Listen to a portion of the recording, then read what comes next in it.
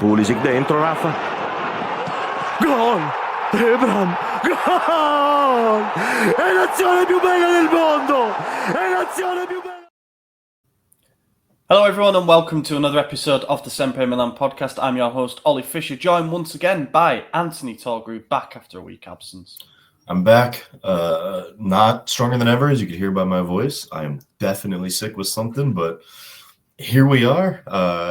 First main pod since I returned. So I'd tell you guys all about it, but I already did that on the bonus, so I guess you got to subscribe to listen. Yeah, you do. Nice plug. Well done. Lorenzo stepped up last week, given that you were still over here, and you've got some post-trip lurgy, which is fair enough. You know, an awful lot of traveling, an awful lot of interacting with germs, it'd be fair to say. Yeah. But since you left, the weather has remained gorgeous, and the problem is that first bout of hay fever has flattened me. I'm not too bad today, but we had to delay yesterday's recording by 24 hours because woke up and like my face was like I've been stung by 20 bees. It was really not good. You can see I'm still puffy around the eyes right now. Yeah. I'll get better. Allergy season on them one-a-day tablets that I'm convinced do absolutely nothing. But anyway, we got a couple of games to talk about and a game to preview. And before we dive in to the episode in full, I want to say thank you to our Substack founding members: Medicare, Ken, Roberto Racinos, Marco Villela, Tarek, JT Physio, Mike Schulz, Hevanly 13, Derek Favretto, Merlin Finker, Nasser, Carlo Fassi, Rajat, Raul Escobar, Luke Villano, Mats, MJ, Kemin, Joey Gawler, Moritz Pullman, Tito Mack, and Des Windsor McGlynn. Thank you for all the support you're showing us on the Substack. Kind of mentioned it last week because obviously we went Milan Club London together, and I was mentioning about how Mike came over to us and said some lovely things about what we're doing at SempreMilan. But yeah, as reiterated in last week's episode, thank you to everybody who has stuck with it through what has been a difficult season. We're entering, I guess, what you could say a bit of a crossroads, a sliding doors, whatever, where some big decisions are coming in the next few weeks regarding the future of the club. So just urge you to stick with us for that. There will be, I'm led to believe, an exclusive update on the Substack today, on the Tuesday, about what is looking like being the most likely sporting director and head coach combination at the moment, based on information corroborated from various sources. But if you go sign up now, the latest pub chat that Lorenzo and Stefano did was about the 2-2 draw against Fiorentina, but zoning in on one thing in particular, which we are also going to talk about, but they did 30 minutes on it, and it was an incident involving Teo Hernandez and Dodo, and how that is like the symbol of the season. So definitely go and watch that. The bonus podcast that me and you did on the Friday was going down, up the Serie A table and picking one player per team that we would add to the squad in the summer if we could. Isaac's most recent bonus article was about what the Coppa Italia is worth for Milan. Obviously, it's our only route into the Europa League at present, given the points gap that has opened up, but the prize money that comes from it, the other things that you might not even consider, such as Super Coppa qualification. So go check that out for some facts and figures. And the most recent newsletter was about the first leg against Inter. Within that, there was the usual weekly news bulletin with all the main stories from the past 7 days. Speaking of Inter, first leg, Coppa Italia semi-final. Now, I'm going to get it in now because it's the right time to do so. For what I believe to be the first time ever in a two preview episode like we had last week, I got both predictions right. Bang on the money. Said 1-1 and 2-2. So I'm quite happy with my work from 7 days ago. But yeah, we went into this one, I think, I don't know, I'd say fearful for the tie in general, because Inter are clearly a better team this year. Yeah. They're way above us in the table. They're in the title fight. But just with that, the door ever so slightly open in this first leg, because they had so many absences, and also because they're juggling the Scudetto and the Champions League, which they'll probably regard to be bigger objectives for the season. So could we catch them on a couple of off days and get our way to the final, where Bologna are almost certainly going to await, having won their first leg 3-0. 1-1 is not the end of the world, but it feels a bit like a missed opportunity to me. Yeah. Sorry, guys. I told you I'm sick. The longer I don't talk, the more phlegm that just builds up in my throat. But you could just monologue then, I reckon. Right, yeah. pull a Cory Booker. That's a deep cut American joke. So, anyways, yeah, 1-1 is a bit of a disappointment, as was the previous 1-1 against them. This one a bit more palpable, just because it wasn't conceded in the final 30 seconds of stoppage time to equalize. This one was a bit more of a back and forth affair. Obviously, we got the go-ahead goal. Beautiful move by Tammy. Beautiful through ball by Fofana. Something that's not getting talked about. In fact, I haven't seen it mentioned at all, and I've seen a lot of people say the opposite thing. Pulisic, off the ball movement, created that goal by going far left from the center. Obviously, he was playing down the middle, attacking mid there. Pulled whoever it was, I think it was Bastoni, far wide, or Fratesi, someone. He pulled someone way off the line, created that huge gap of space that then Tammy ran through. So without that, probably wouldn't have happened. Maybe it would have. I don't know, but it played out the way it did. So big ups to all three of them. And yeah, I mean, they created a good goal, but that's kind of it. I would say Çalhanoğlu had not a good game, but was definitely the highest rated player on their team. Obviously scored, but I felt like he got away with a lot of not good challenges. A lot of double-handed shoves in the back. A lot of things weren't going our way. A lot of calls were, to me, obvious. Obviously, we're biased, but it was like, okay, that's a blatant foul. You got to call that. And then it just wasn't getting called. So that was annoying. And I don't remember the situation that led to his goal, honestly, but I feel like there was some sort of controversy, right? Well, we switched off again a little bit down our right-hand side. I can't remember if there was anything controversial that led up to it. It was Correa who got the assist, and I remember the shot sort of going through a crowd. It was an absolute laser of a shot, to be fair, first time. It sort of went under Maignan. I can't remember if there's anything that led to that move down the left side, but I don't remember thinking anything other than how the hell are you letting him have 10 yards of space on the edge? Yeah, exactly. Of all the and I think people, Maignan... It's funny because Maignan is a genuine candidate for man of the match with some of the saves that he made, and yet at the same time, he was... I think he could have done better for this goal. He didn't cover himself in glory, but the saving grace is that it's a shot that goes at that height that you don't really want it if you're a goalkeeper. And also it does go through a crowd of players who probably should do better. But yeah, on the Pulisic thing that you mentioned for our goal, I would like to use this opportunity. I just noticed my mic's been down there the entire time. Oh, now it sounds better. I thought it was just my ears were fucked. Sorry. I apologise for that, everybody. Hopefully this now sounds better.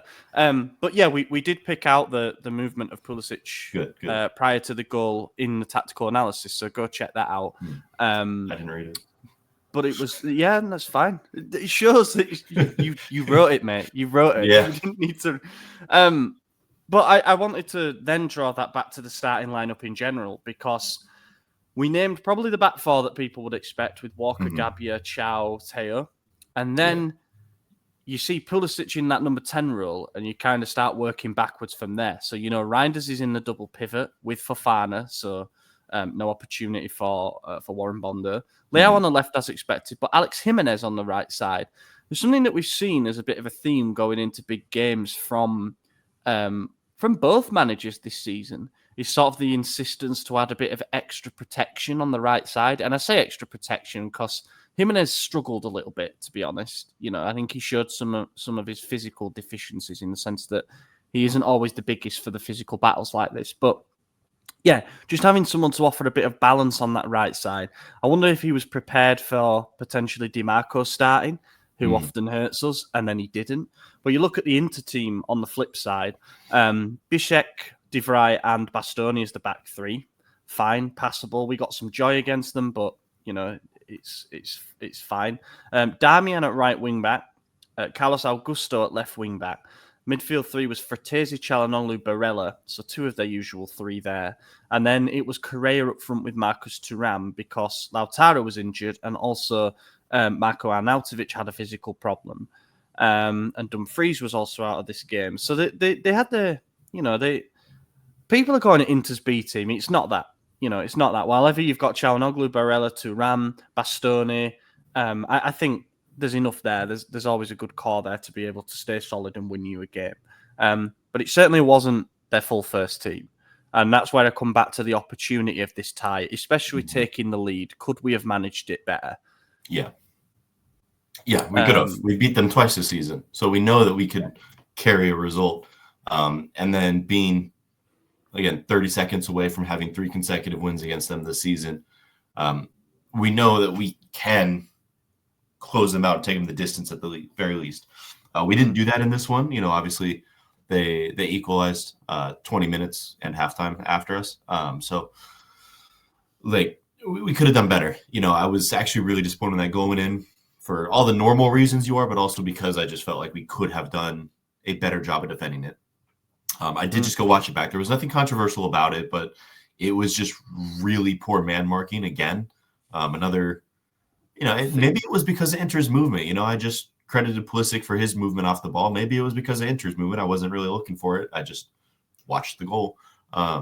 So it could have been that, but yeah, when Chaunong was about to take the shot, at the last second, you see Chow sprinting from almost a penalty spot up towards him to get some sort of coverage on it, and obviously it didn't work. But if you have to make that sprint at that late of the game or at that moment of the play, it's too late. So something's gone wrong. Yeah, exactly. They drawed us well. It was a well-built play. It was from not necessarily a corner, but the corner area, a couple passes around, and then it's just well executed. So yeah, I happen to follow a few Inter fans on social media. On my leg, sorry. Oh my God, and that's not ideal. I'm going to display the stats here anyway. But I follow a few of their fans on social media, and they were saying they were quite happy with how the first leg went, considering the absences and considering the fact that they still managed to dominate the game. And I was surprised to see the word dominate pop up. But then the more I think, yeah, not told me. They were tweeting about how well the first leg went, considering all the circumstances, and I kind of agree with that. That they would have taken the draw in this with the team that they put out, which again I would say is like 4 or 5 players off being full strength.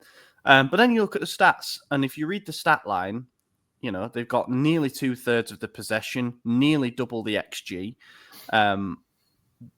6 more total shots, 3 more shots on target, 3 more corners, and we know that they're a threat from set pieces. It does look like a job well done from them. And if anything, they could have maybe snatched it so that they're going into the second leg with even less pressure. But the 3 big chances to 2 is kind of what I've got in my head as the lasting image from the game. I think about that Leao run where he gets into the box and then cuts inside and Martinez makes the save with his legs. We had other opportunities, and when we went a goal up, you tell that the game was reaching a sort of crossroads whereby we were either going to try and shut up shop, just like we did for that 1-1 draw, and give them absolutely nothing but sacrifice all threat on the counter, or we were going to go for that second goal. But I think we shut up shop a little bit too early, personally. We tried for those moments in transition for a little bit of time after going a goal up. I also think we knew that they weren't really going to push for the equaliser. Just because it's played over 180 minutes and they're at home in the second leg, and they're probably thinking that even a 1-0 defeat would have been manageable. But then to give them that goal midway through the second half, as we did, was a real shame. But Maignan did make some big saves. There was a chance right at the end of the first half where I think it was Thuram found space down the left side of the box, crossed it in, and Fratesi headed it pretty much straight at him. If that were anywhere else, it's probably a goal. There was a Çalhanoğlu free kick from about 25 yards out, which was knuckling down, and he strong-handed it over the bar. There was a Barella shot from a curling shot just after we'd taken the lead. There were definitely moments for them to score that Maignan thwarted. I do want to give a little pushback. You'd said that they probably didn't feel like they needed to push for the goal because it's played over 180 minutes. I disagree with that simply because of how the other games this season against us have gone for them. Yeah, with the first one being an obvious win. Was it 2-0 or 2-1 the first game? 2-1. 2-1. Gabby a late header. That's right. Yeah. So they knew that we were going to play till the final whistle, pushing for it.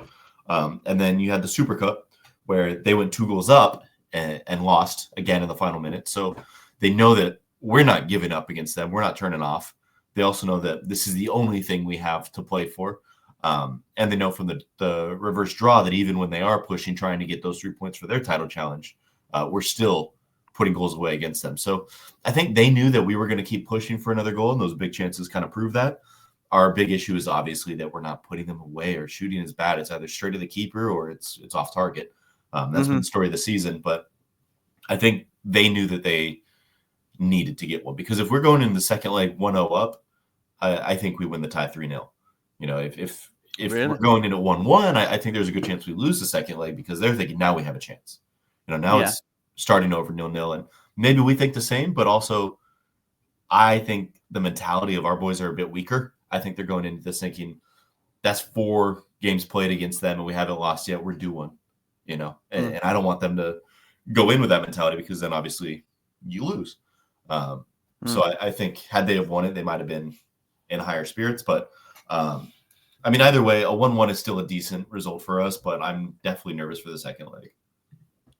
Yeah, I think a lot depends on what happens between the 2 games, because obviously there's a 3-week gap now.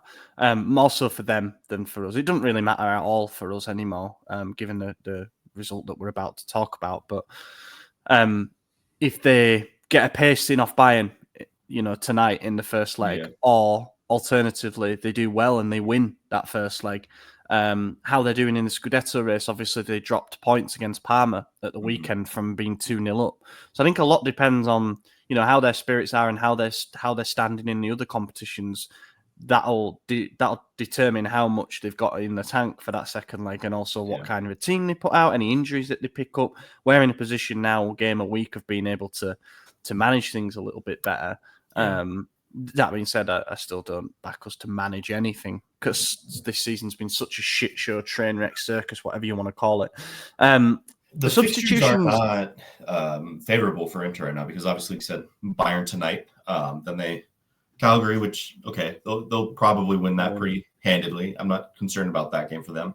But then Bayern again, and then 4 days later they have Bologna, who, they should beat Bologna as well, but they're not exactly a slouch team. You know, they're pushing for a top 4 spot right now, and they just took points off Napoli yesterday, so they're capable of winning or getting results against those top teams. And then us again, which obviously is the big one, but then you consider that they are only 3 points clear in the title race, and there's only 2 games left in the league after that second leg against us, and immediately they got Roma 3 days later. That could be a deciding factor for them, and I think they would rather win a 21st Scudetto than go to the Coppa Italia final. So if we push them, I think they might slow down and roll over a bit. There can't be only 2 games left in the league after that second leg. Yeah, there must be like 5. No, right? There's 7, 8 games left?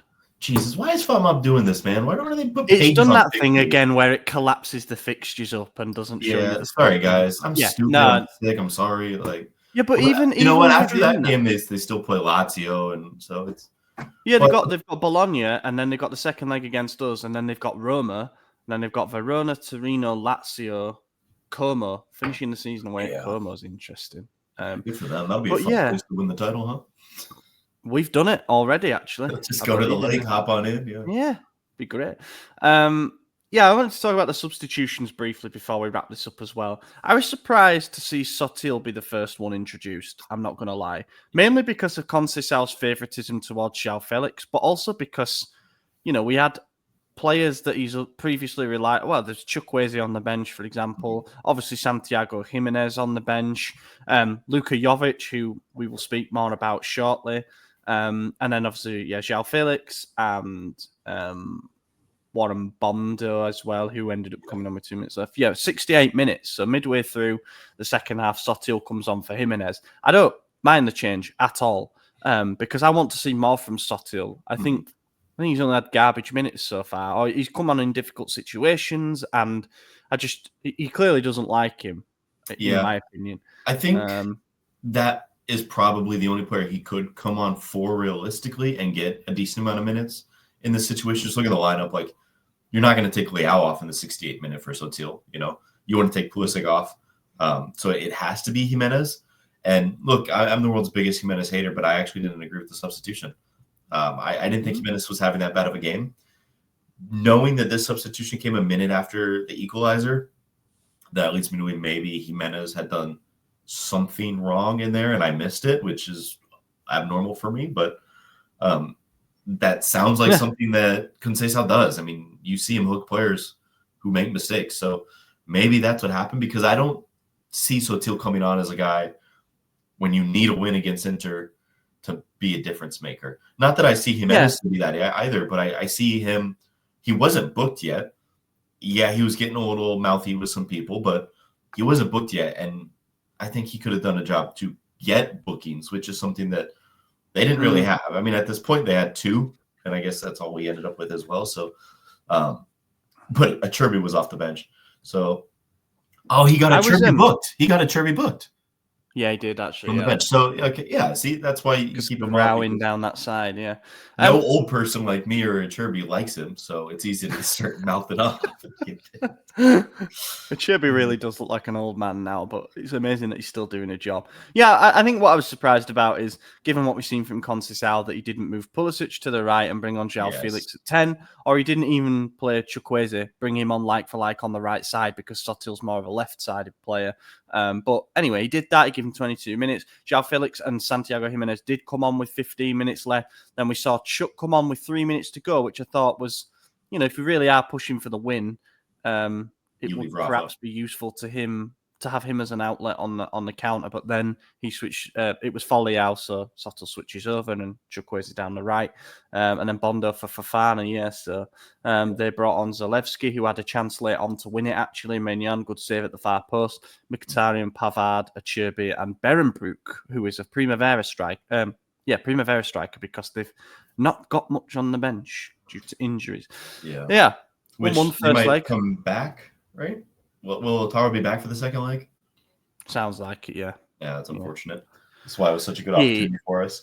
I don't have an issue with the Felix or Santiago subs. I don't like them. I don't want to see João Felix on, and I don't want to see Pulisic come off. However, I understand the mentality behind doing that, especially in the game. You want fresh legs, you want forwards. So Santiago coming on makes sense. João Felix is the only other player you would put on in that position. The moment he came on, the game was out of our control. It's just reality. Go back and watch it. It was ridiculous. Chukwueze, I hate that sub. Not anything against Chukwueze. It's just when you're 1-1 against Inter in a semifinal tie, you leave Leao on for the last 3 minutes of stoppage. I don't care if his legs are tired. Up until the moment he came off, he was the guy creating chances. He was the guy causing problems. And when you take him off, whether he's being effective or not, that triple team that he's now under is gone. And now everyone is man-marked. When before, you have 2 players left unguarded. And then it just comes down to get them the ball, which obviously we failed to do. But still, when you take Leao off in a must-win situation, especially knowing that Acerbi just came on, who, fresh legs, but he's on a card. He's slow. You put Leao 1v1 with him, or even 3v1, not only is he dusting him, but there's a good chance you get a penalty and a sending off. So I think that was a silly move. Bondo, love that. I think he needs to play more minutes, more from the start, especially after the Musa performance, which we'll talk about later, and against Fiorentina. But I want to see more of Bondo from the start. I think he's done well, and each time he's come off, it's been because of the actions of another player on the team, and I think it's kind of been rough on him, but it has been the right sub. Unfortunately, he had to be sacrificed in those situations, but I think he's done really well, and I like Bondo a lot. Yeah, don't disagree with anything that you've just said there. We'll do tops and flops and move on to Fiorentina. I want to go with Tammy Abraham, because he scored another, I say important, we'll see how important it will be, but he scored another goal against Inter, his second in the last 3 derbies. And I think he showed why he's got Conceição's faith a little bit, just in terms of the way that he occupies defenders better. He's bigger, so naturally his hold-up play seems to be a bit more useful at the moment, shall we say. But I'm going to say Mike Maignan. He made some saves to keep us in it, and I think he deserves a bit of recognition generally, because he's been criticised a lot this season, and in the past few weeks, I don't know if to go that far, maybe the past 2 or 3 games, he's been more like the Maignan of old. Yeah. And for that reason, I'll pick him because I've criticised him enough. So I'll say Maignan man of the match. Yeah, I think that's a really good pick, especially with the renewal on pause. And it sounds like now we want to go for it, which, look, in the bonus, I picked like 8 different goalkeepers I would sign. But definitely if Maignan is back to his top form, he's better than all of them. So I take Maignan every day of the week. As far as who I'm going to pick Leao for my top. He won a ton of duels, was drawing fouls left and right. I think he was a man possessed and has been the last few games as well. Obviously, the goal hasn't come for him, but that's not all that he does. And I think he's just the best player we have by far. And again, this was a great performance by him, so he gets it for me.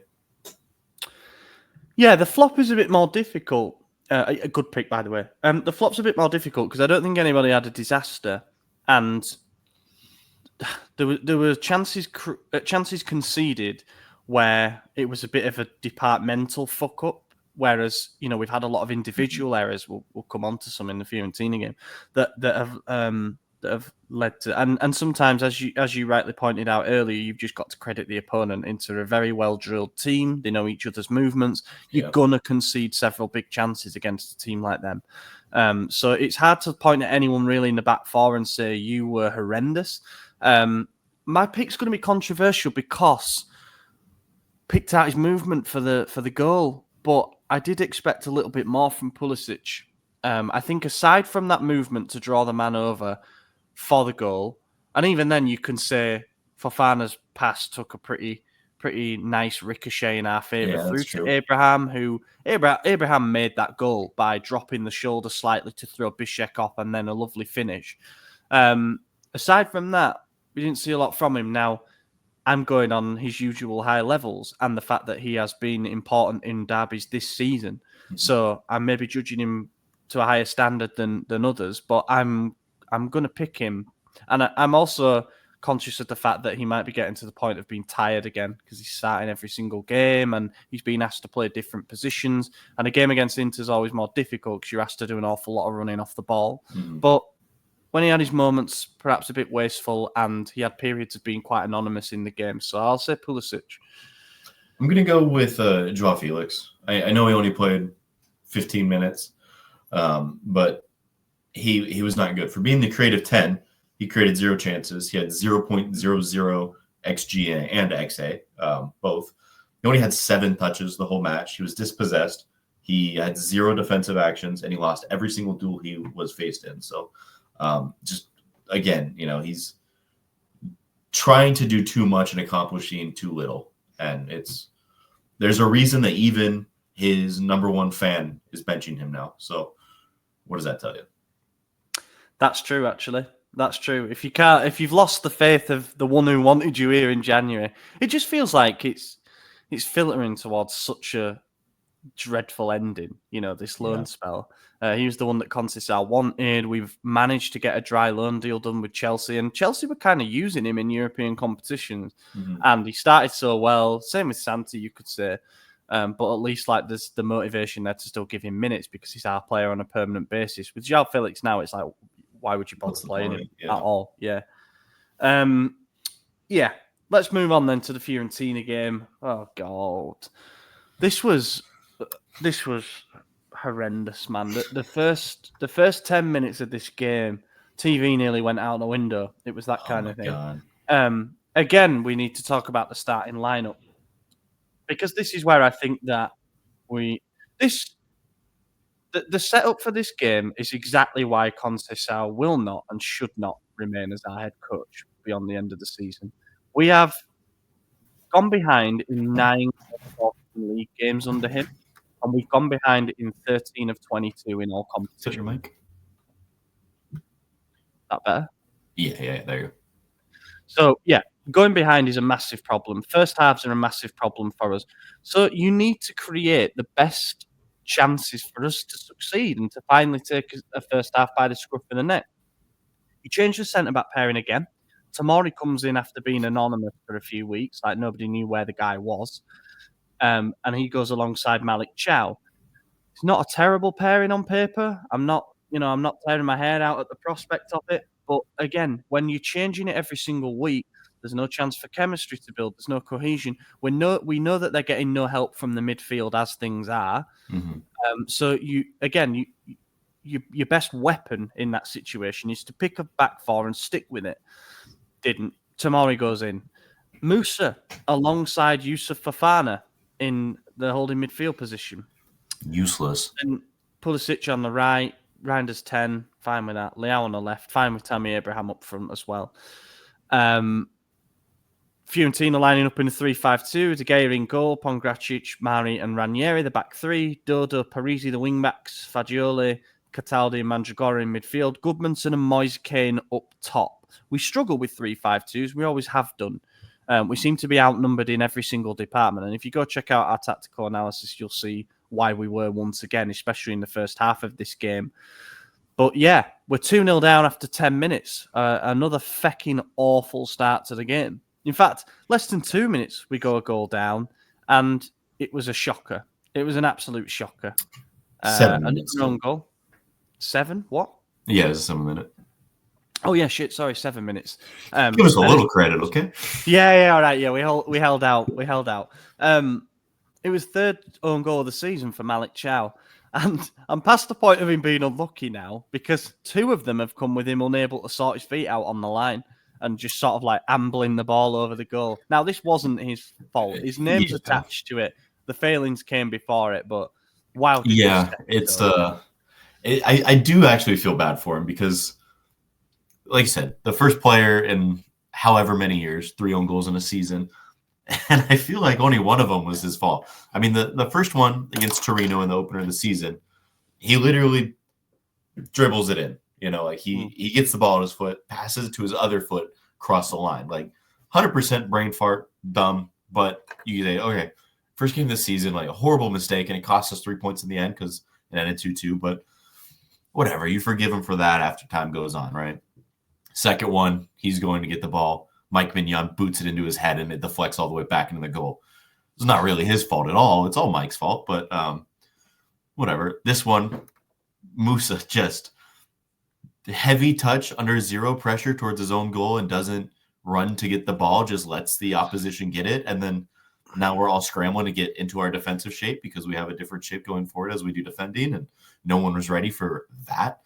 And it gets caught in between his legs and jumbles around. And like, could he have done better? Probably. Am I blaming him for it? No, it was such a last-second scramble. It caught everyone off guard. And I think everyone, including Fiorentina, thinking, no way did Musa just do that. Right. And so I don't think they were able to get back in time. Not to mention new center back partner, as you said. Again, him and Tomori have not been playing together in a while, so they probably aren't like totally in sync. And yeah, I mean, it was just not good. Not good at all, right? I mean, nightmare sequence there.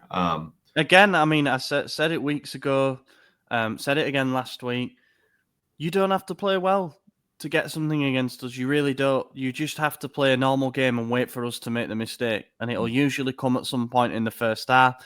It happened on a couple of occasions inside the opening 10 minutes here. But digging ourselves a hole with stupid shit. Musa, I'm now completely torn between, good Lord, this is an awful footballer, I don't want to see him play another minute, versus Conceição's head on a stick, because he keeps putting him in these situations, and I just feel sorry for him now. He gets taken off after 23 minutes here, and he's clearly absolutely devastated, which is understandable. He's only 22 years of age. It's the second time it's happened this season. In fact, second time it's happened under Conceição. The Lazio home game, he got brought off inside the first half by tactical choice, rather than for injury or whatever. And he was the one sacrificed. And I just feel bad for him. He went straight down the tunnel, and Florenzi had to go get him from the tunnel. He then apologised to Conceição and went and took a place in the dugout. I don't think I would have. I'd have said, fuck you, man. This is getting ridiculous. I don't think it's a lack of respect towards the coach. I think it's genuinely been gutted and like Yeah, I I know want he's to get probably out was of here. crying. You know, there were no reports, Yeah. but I would be crying. Like, just full stop. I would. I mean, he got jeered again by the crowd. Like, Rightly I so. understand it because they're paying customers and they're entitled to show their opinions. However, and also the jeering might be directed towards Conceição for fucking up the starting lineup to begin with. It's hard to channel it sometimes, but he's probably heard that and thought, "Oh my god, I'm public enemy number one here, and there's nothing I can do about it." Yeah. I mean, there are a lot of factors to look at here, right? Like, it's not, you can't isolate one thing, but like, this was, for me, the worst performance I have ever seen in any game ever, Milan or otherwise. You can't give away 2 goals inside 10 minutes and then get pulled off in 25 minutes. And, you know, like that is the worst performance I've ever seen. On a human aspect, that element of it, like, I do feel for the guy. You know, obviously he's our player. I want him to do the best that he can. And it sucks seeing someone like emotionally upset about it. And, you know, you can understand why he was, but you could also be mad at Conceição for, again, playing a guy who has not been up to form. It's not like this came out of nowhere. You know, his performances have gotten worse week by week. Like, we've seen him collapse as a player, not literally, but figuratively. And Conceição is still starting him, which, what does that tell you about Conceição? You know, I think, honestly, they both probably need to leave the club at this point. Musa has never had a great performance with us since he arrived. He's had some good performances. I don't think he's ever been fantastic. He's never reached that level. Yeah, he's still young, but unfortunately, if we need to start him this many games in a row, the age no longer matters. You know, we need you to perform now. That's why you're playing now. So it's not like it's not like he's coddle him and 18. put him in. Yeah, exactly. I mean, he's early 20s. He's 22, 23, something like that. Yeah, 22. I mean, there's plenty of time for him to develop. And another thing, broader scope beyond this game, we haven't necessarily helped his development by playing him in so many different positions. You know, his best performances have come as that like auxiliary right wing back. And I think that if he were to stay, which seems unlikely at the moment, I wouldn't be surprised if he submits a transfer request come the summer, the way that things have been. But if he were to stay and we were to hire a manager who played 3 at the back, for example, backup right wing back could be a role for him, you know, because of the ground that he covers, and he's a good ball carrier at times. Doesn't always make the best decisions when it comes to end product, but we were saying keeps being played as a right wing back, keeps being played as a right winger. Give him a run of games in central midfield, and we'll see how he looks in his proper position. Well, the answer is he can't play there, unfortunately. He's a walking error. So you can't play him. You definitely can't play him in a double pivot. Yeah. You know, when he's meant to screen the defence and actually just puts them under more pressure. You know, that's a shame, is that we've realised with a bigger sample size that he can't do what we signed him to do. Yeah, and so now you've got the a other problem. issue, Fofana needs to come under question as well. You know, he's not entirely innocent in this, because a lot of it is, I saw a meme before kickoff of someone highlighting them and then put a picture, like an illustration of Moses parting the Red Sea. And it's true. They genuinely, they leave so much space. Everyone just runs right down the middle between them. Every time they are the double pivot, it's like that, which it's frustrating, because that means you have to put Reinders in the double pivot, which means you have to put Pulisic as the number 10, which means you have to put... Or you trust Bondo. Like, why did he give Bondo a couple of starts in a row and then say, get the... Nah. Like, this is what I don't get, and this is why I'm calling it early, by the way. Flop of the match for me in this game, Conceição. Like, what the fuck are you doing? Seriously, are you trying to set us up to fail? Because that's how it feels. Like, I tweeted that at half-time, and even then it was 2-1. I got to say as well, Dodo absolutely terrorised Teo down that right side. I'm just looking here at the chronology of events after the own goal 3 minutes later. Cross from Dodo. Moise Kean. That's the centre-back. Lack of cohesion, lack of chemistry. He nestles between them. Neither of Chow or Tomori knew whether to go to him or not. Free header, like free finish deep inside the box. That's it's like his 21st goal across all comps this season. I thought, wasn't it? Oh, it might be even higher. But basically, he's the danger man, and you've got 2 centre-backs. I'd even be willing to sort of let Goodmanson do what he wants to do. Just make sure that Moise Kean is maybe even double covered. But to leave him non-covered and in 5 yards of space either side inside the box it's not good. It's just not good enough. You know, you give Dodo something to aim at, and he was playing right wing back. He certainly had the license to get forward. But yeah, we just gave them so much joy in that first half. It was a performance, and this has been another running theme. It's a performance without control. I genuinely give me prime Allegri ball over what we're seeing there, because you just know that it's like a basketball game. The trading chances it was like a preseason game. Honestly, it was like both teams, and Fiorentina are guilty of it too. I doubt that they'd say it's their best performance either. Just going up and down constantly, huge spaces between the departments. That can happen sometimes in the last 20 minutes when both teams are pushing for what they need, which is a winner. For that to be happening after 15, 20 minutes, everything's gone out the window, hasn't it? Like, we have no semblance of organisation at all. Yep. And if you look at, our lineup, all four corners of it, both fullbacks, both wingers get carded, so that you can say a lot of things about the referee, and I'm definitely guilty of that as well. But still, you can't have that. You have no safety net. If all four of your corners are carded, they're one mistake away from a sending off. It's your two main attacking threats, the people who should be your two main defenders. Obviously, Walker and Teo have not been good. Teo, I guess we could talk about the Dodo situation.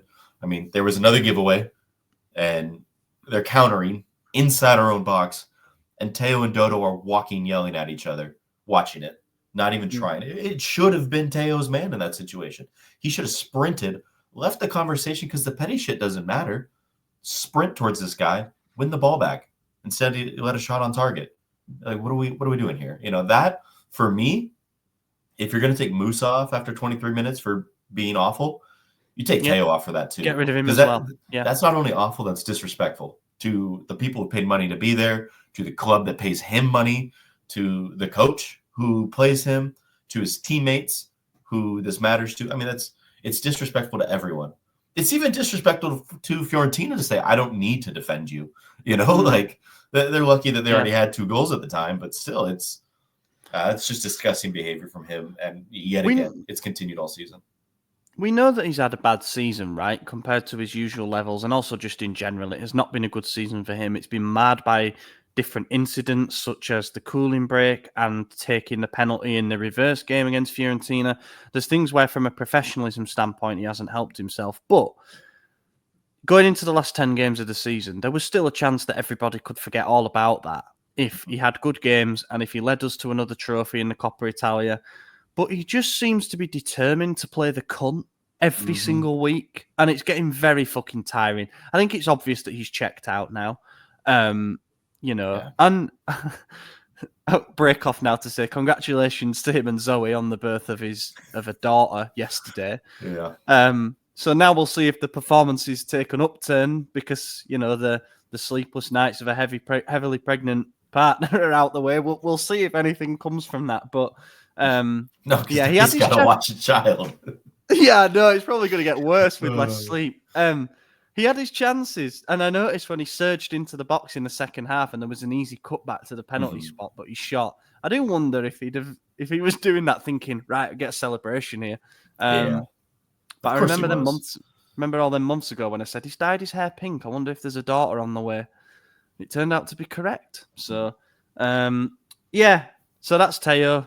It feels like mentally checked out. He's doing things to wind everybody up. And I agree, I would have taken him off after that as well, because it is disrespectful to everybody involved. The part that worries me is, I mean, obviously we don't have the sporting director yet, but no links with any other left backs. That scares me, because at this point in the Donnarumma saga, we were already locking up Mike. We knew what we were going to do. We said, all right, you're out. This guy's showing he should be out, and we have nothing lined up. And I know he's like a star player, and maybe it's, for leverage. If we sign someone, then everyone else says, well, we could offer you less. You've already replaced him, Maybe that's what it is. But also, I don't know who's going to want to take a chance on him if they watch this season, these performances. I don't think Bayern Munich are sniffing around anymore. Let's put it that way, Yeah, it's not been a good season, and we'll see. There's also reports of him wanting to dig his heels in and stay for the last year of his contract, and then he'll have more of a market on a free transfer. I mean, if that happens, you just banish him for me. Like Yeah. we should be way done with that shit. Tammy Abraham, nice goal, nice pass from Pulisic, and a lovely finish.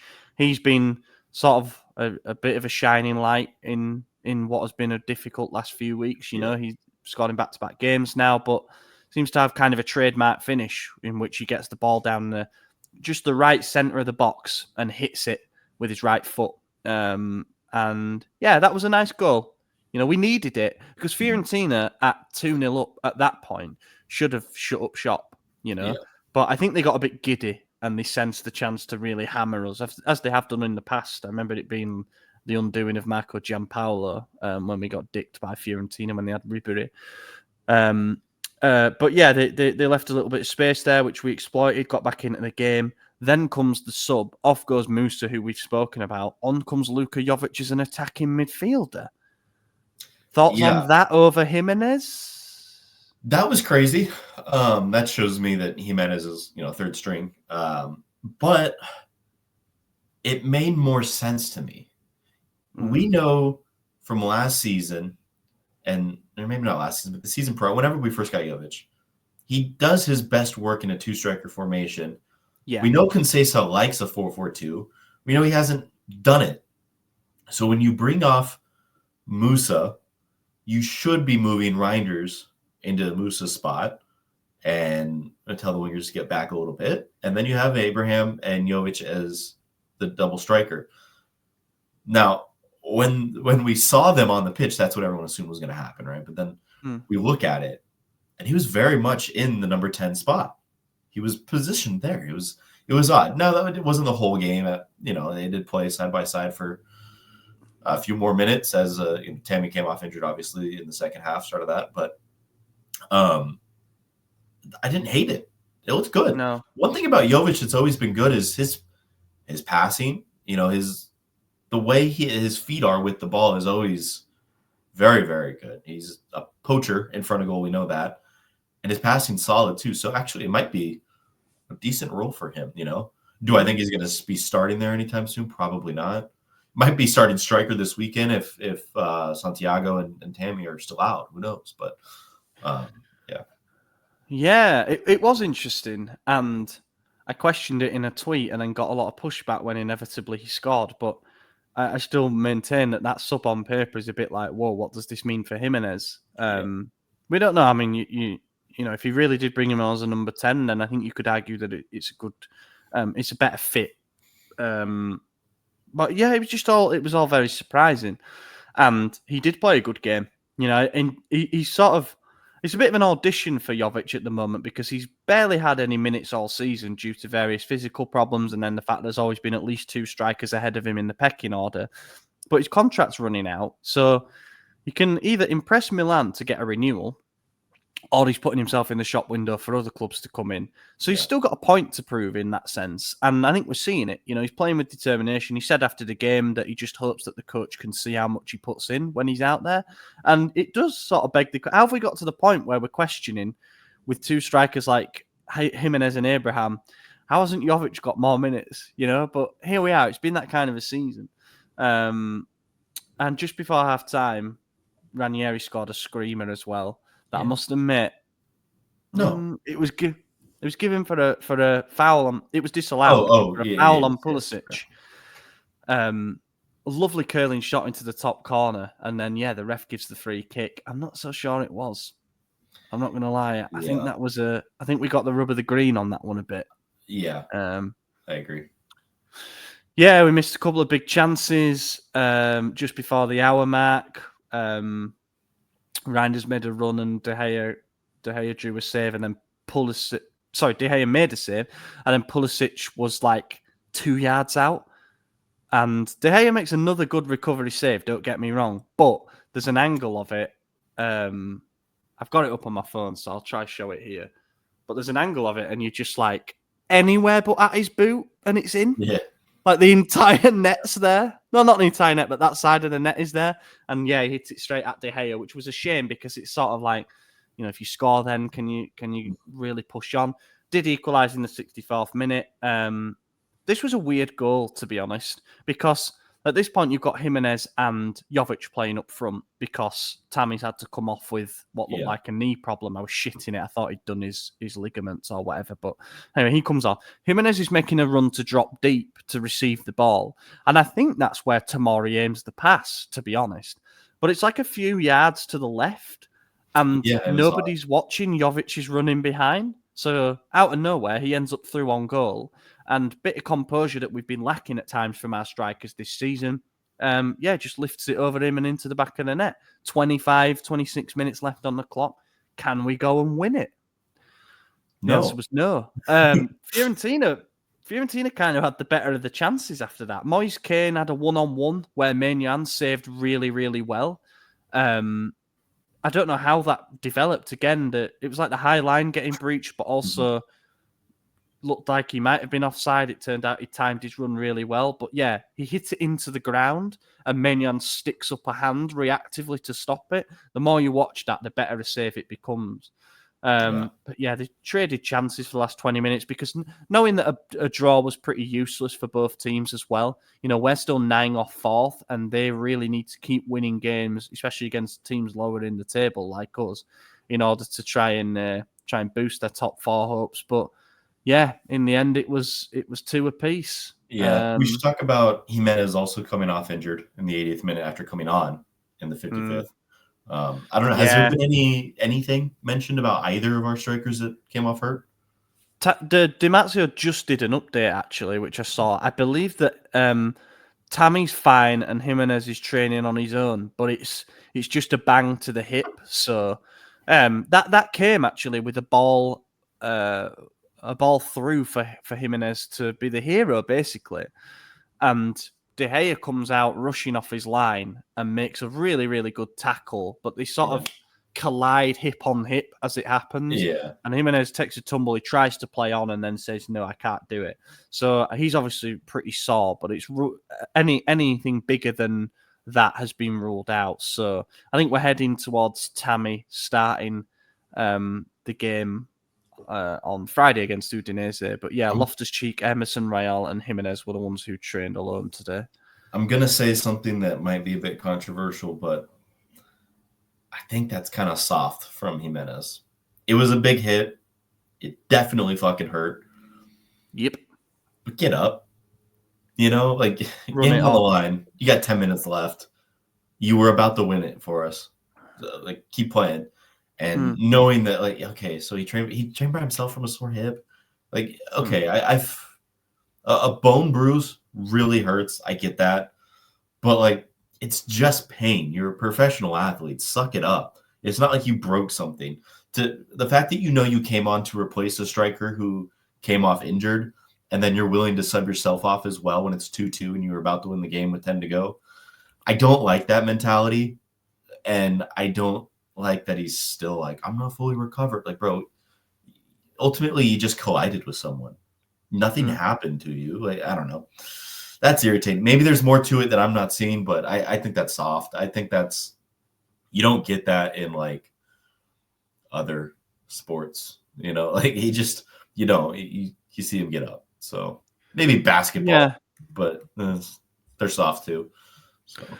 Well, it depends. Yeah, obviously it depends what it is. If it really is just, as you say, if it's a bit of bruising, I don't know, but you can still damage your muscle fibers or whatever from a big enough hit. I was just trying to find what Di Marzio said in his report, but either way, I think honestly it's more of a boost that Tammy's fine because.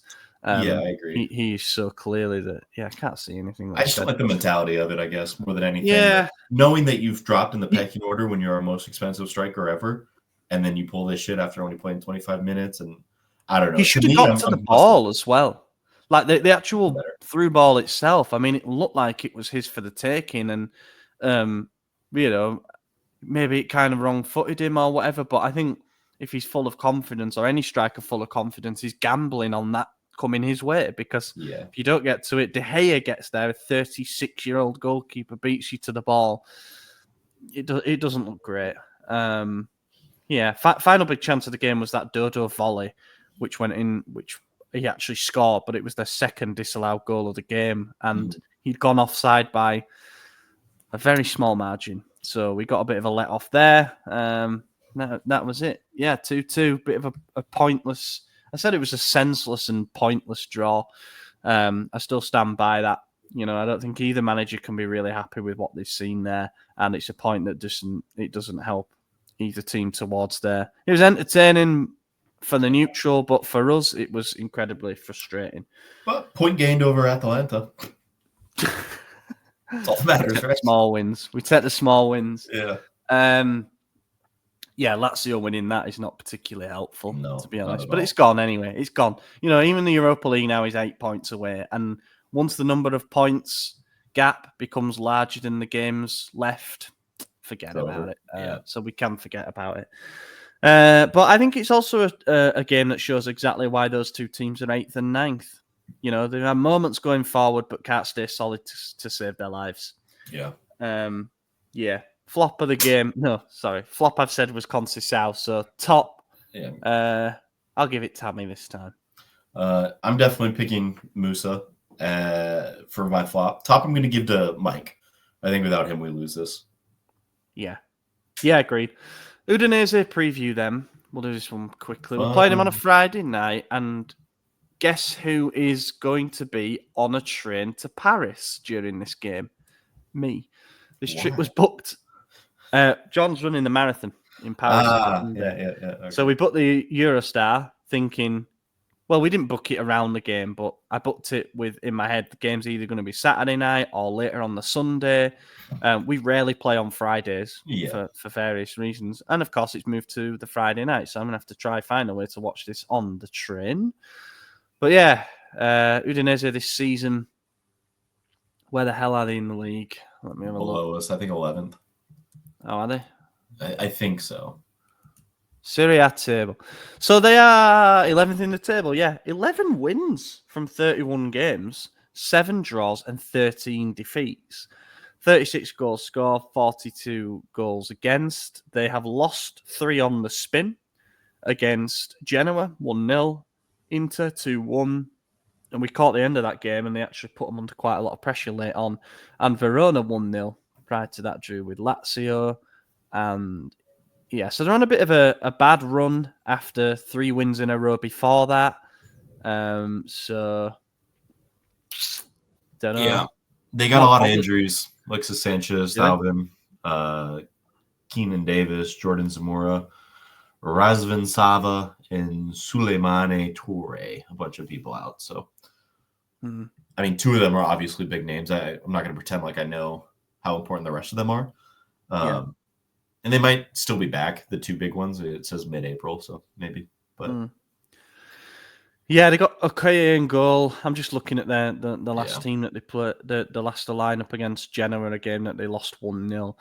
It was a 4-4-2. Ehizibue right back, Bijol and Sole. I quite like Sole, to be honest. Centre backs, Kamara left back, Atta, Zaraga, Karlstrom and Ekelenkamp across the midfield. Then Luca and that's Ika Bravo, isn't it, up top. We'll keep an eye on Luca because the links with him are intensifying ahead of the summer transfer window about the idea of him coming in. Who did they have on the bench? Lovric, Kabasele, Pafunde. It's not a brilliant team, but they'll find a way to take points from us.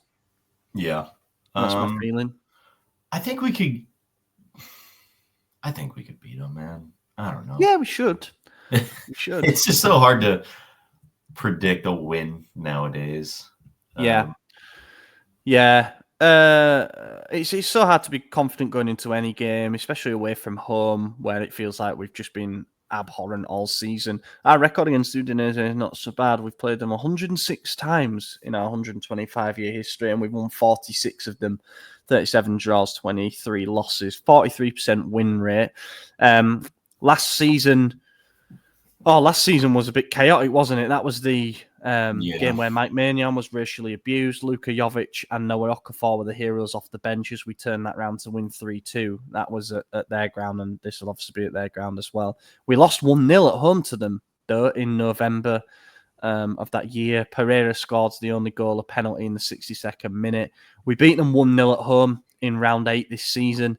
A Samuel Chukwueze goal after 13 minutes. I remember that game being incredibly boring up until they had like a last-minute equaliser chalked off. Yeah. I think it was like the 95th min, and then it went VAR, and they called an offside, and we were like, I don't know how, but we'll take it. You know, we've been on the receiving end of it a fair few times.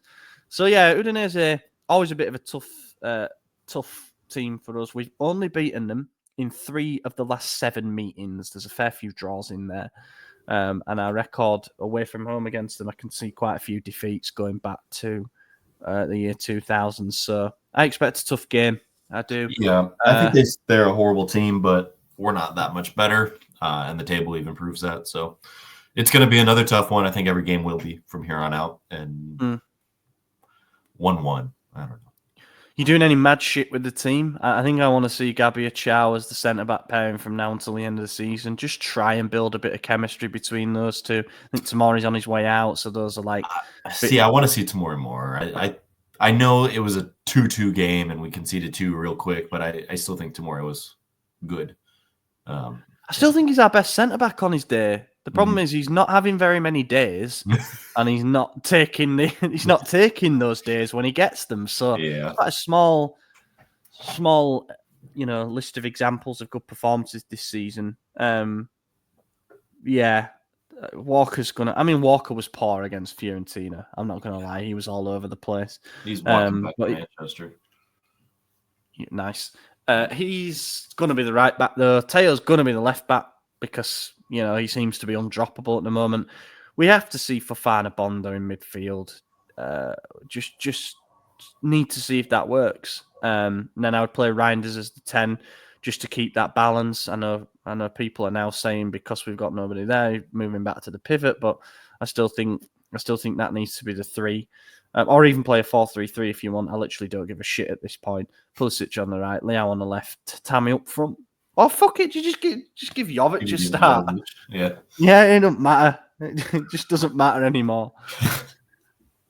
Give it to Camarda. Fuck it. Yeah. Yeah, the Futuro, by the way, have won 2 in a row. So direct relegation is best team in Milan. Away. Yeah, man. Good on them. And also, I should mention at this point, as a random aside, the Primavera are in the Coppa Italia final on Wednesday against Cagliari, who knocked Juve out in the other semi. So that was a bit of a shock. And it's been played at the Arena Civica, so there could be a decent crowd there, and it's free entry. So if you happen to listen to this and you're in and around, go down and support the boys. Let me just quickly look at FB Ref to see who Udinese's main threats are, but I know that the answer is Lorenzo Luca. We'll keep a close eye on him to see if he's any good. He's got 10 league goals. Tauvin is on 8 league goals, 3 assists. Lovric is on 5 goal contributions. Eklenkamp, who I quite like, is on 5 as well. Bit of a spread threat really there. My prediction is 1-1. Yep, same. Excuse me. Right, let's do some questions and then we'll wrap it up. You can do it 2, so I got to hop off. 2. Yeah, okay. Dejan 10. Do you think a new coach would actually be able to get our defenders to defend, or would you let them all go and rebuild the whole defense from scratch? I'm so sorry, but can you repeat the question?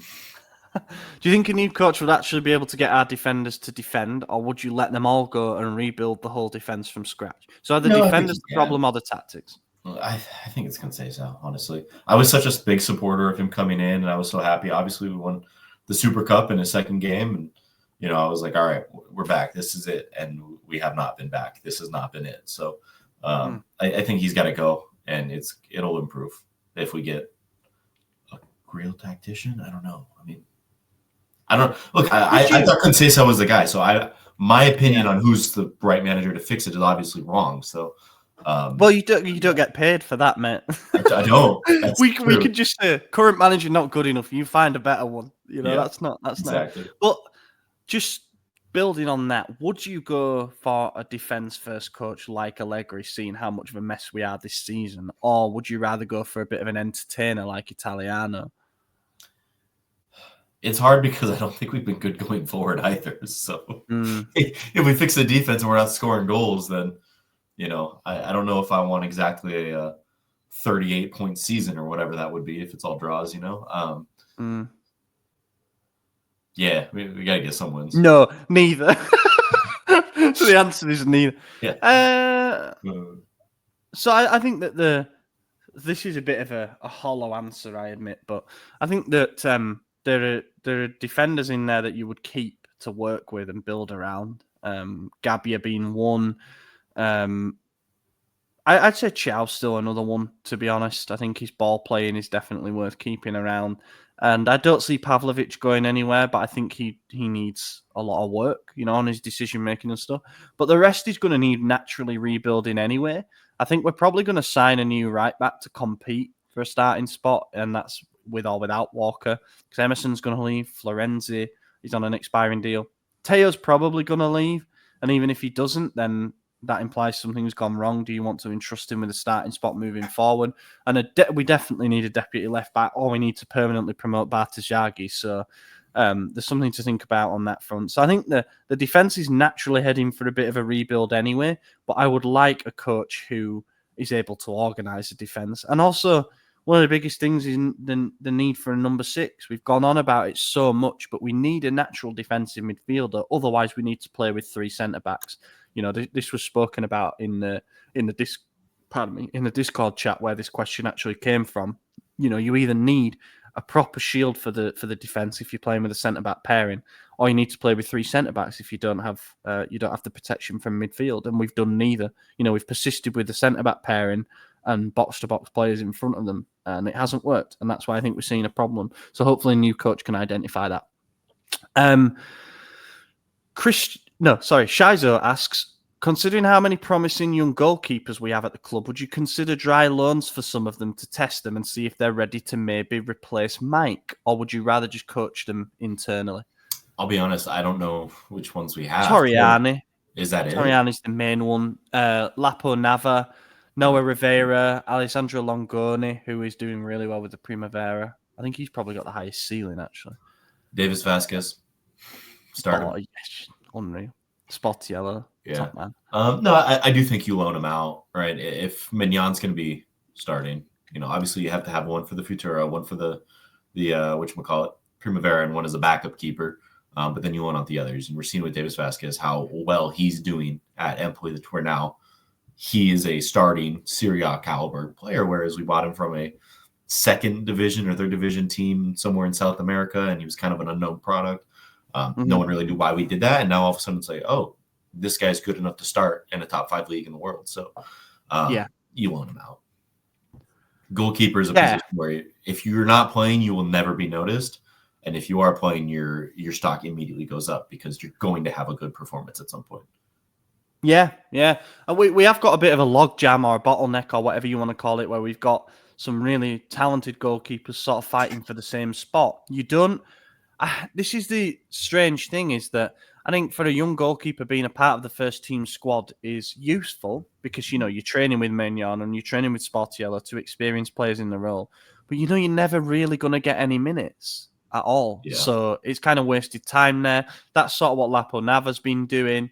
Then you've got Rivera and Torriani fighting for the starting spot with the Futuro. Longoni got the Primavera job locked down, but at what point does he want a promotion to be the Futuro starter? So I think you sort of got 4 goalkeepers for 2, and they're at the age where they need to develop. So I'd certainly look at loaning one of them out, if not 2.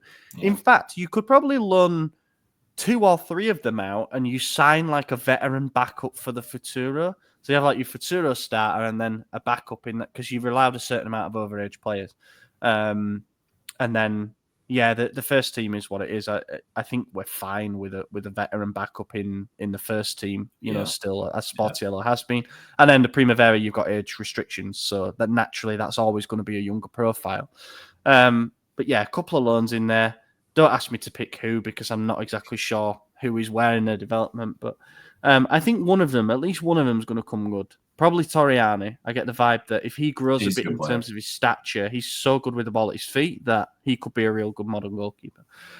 We shall wrap it up there. thank you for listening, everybody. Hope that you're, I'm going to say enjoying. It's pretty impossible to enjoy at the moment, but at least battling through week by week. We're not far from the end of the season now. But yeah, in the meantime, I've been your host, Ollie Fisher. Find me on Twitter at Ollie Fisher. AJ, cheers for joining. Yep, good to be back. See you next week. Yeah, back later in the week with a bonus episode and back early next week with a main pod. Have a good week, everyone.